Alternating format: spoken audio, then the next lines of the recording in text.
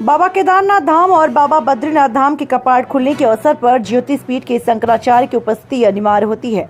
इसी परंपरा को आगे बढ़ाते हुए शंकराचार्य स्वामी अभिमुक्तेश्वरानंद आज हरिद्वार से केदारनाथ के लिए रवाना हुए। वे सबसे पहले बाबा केदारनाथ के कपाल खुलवाएंगे, उसके बाद बाबा बद्रीनाथ के कपाट खुलवाने बद्रीनाथ जाएंगे। केदारनाथ रवाना हुए शंकराचार्य हरिद्वार से केदारनाथ जाते हुए शंकराचार्य स्वामी अभिमुक्तेश्वरानंद ने सरकार से अपील करते हुए कहा कि चार धाम यात्रा पर आने वाले श्रद्धालुओं को सरल व सुगम व्यवस्था मिलनी चाहिए। इस ओर सरकार को ध्यान देना चाहिए। उन्होंने कहा कि कई देश में राज्य ऐसे हैं कि जो लोगों को बुलाने के लिए तरह तरह से आकर्षित करते हैं, उसके बावजूद भी लोग वहां नहीं जाते। लेकिन भगवान और चार धाम की इतनी कृपा है कि बिना बुलाए उत्तराखंड के चार धाम यात्रा में देश के हर कोने से लोग उत्तराखंड पहुँचते हैं। ऐसे में सरकार को चाहिए कि उनके लिए भी उचित व्यवस्था करे, उन्हें किसी भी तरह की परेशानी न हो, इसका ध्यान सरकार को देना चाहिए।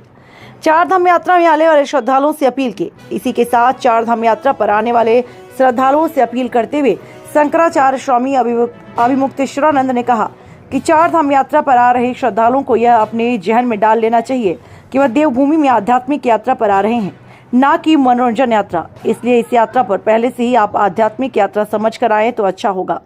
अगर इस दौरान उन्हें कष्ट भी होता है तो अभी महसूस नहीं होगा। इसी के साथ उन्होंने कहा कि हमारे ग्रंथों में कहा जाता है कि तीर्थ के दर्शन करने से मनुष्य द्वारा किए गए पाप खत्म होते हैं, लेकिन अगर तीर्थ में ही कोई व्यक्ति पाप करता है तो उसका कहीं भी पश्चाताप नहीं है। इसलिए चार धाम यात्रा में आने से पहले चार धाम यात्रा और उसके महत्व को समझ कर ही यात्रा करें। वहीं सुबह 7 बजे पूरे विधि विधान से पूजा अर्चना कर बाबा के कपाट खोले गए और वहीं सरकार द्वारा चार धाम में श्रद्धालुओं की असुविधा से बचने के लिए की गई टोकन व्यवस्था पर बोलते हुए शंकराचार्य स्वामी अभिमुक्तेश्वरानंद ने कहा, यह व्यवस्था भले ही सरकार द्वारा श्रद्धालुओं की सुविधा के लिए कर रही हो, लेकिन इससे श्रद्धालुओं को और परेशानी का सामना करना पड़ेगा। लाइन में लगने से श्रद्धालु एक तपस्या की तरह ही भगवान के दर्शन करने जाता था, लेकिन इस टोकन व्यवस्था से श्रद्धालुओं को कई समस्याएं सामने आएंगी।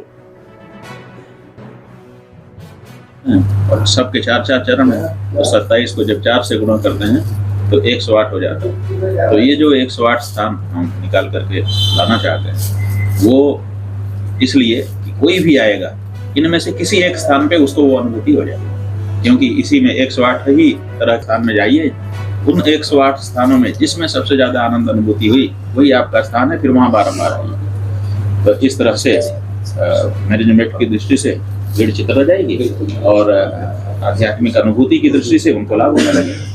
जो कब से शुरू कर इन्हीं जगहों पे नहीं वही चल रहा है।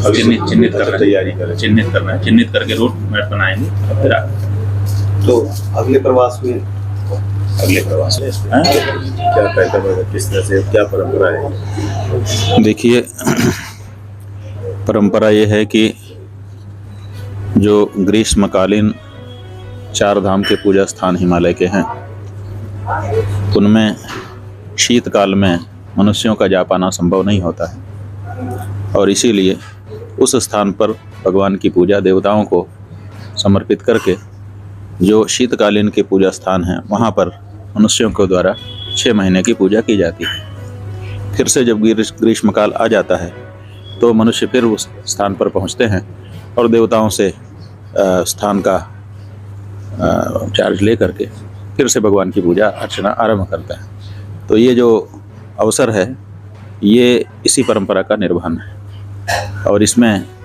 भगवान शंकराचार्य जी के द्वारा जो परंपराएं बनाई गई थी उनका निरंतर परिपालन होता चला आ रहा है। बीच में कुछ समय के लिए ज्योतिर्मठ की गद्दी जो शंकराचार्य जी थे वो यहाँ नहीं थे, वो गुजरात के धोलका में जा कर के निवास करने लगे थे।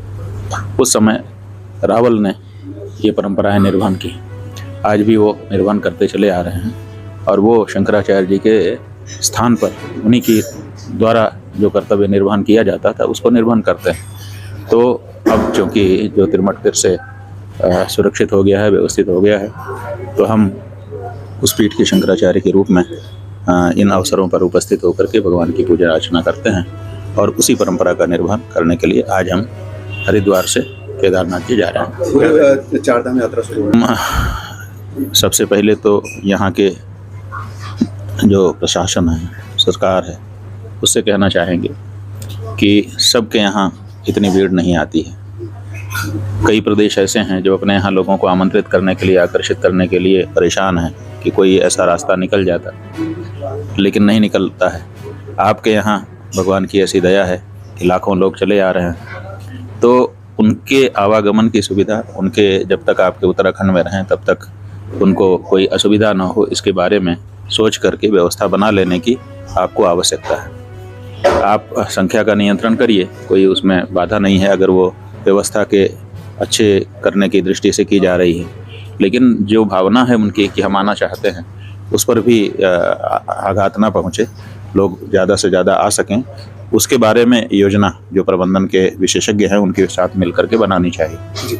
और जो लोग आ रहे हैं उनसे भी हम ये अनुरोध आपके माध्यम से करना चाहेंगे कि देखिए, ये 4 धाम तीर्थ स्थान है, देवभूमि है उत्तराखंड, और यहाँ पर आध्यात्मिक आनंद जितना आपको मिलेगा, भौतिक आनंद उतना नहीं मिल पाएगा।